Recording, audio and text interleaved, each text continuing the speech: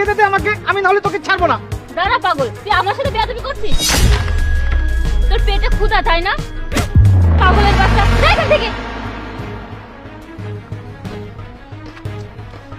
তুই আমাকে মারলি, আমার পেটে লাথি দিলি, ওই আল্লাহ সব দেখেছে।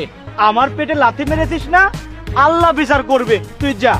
আমার পেটে লাথি মেরেছিস না, আল্লাহ দেখেছে। তুই যা।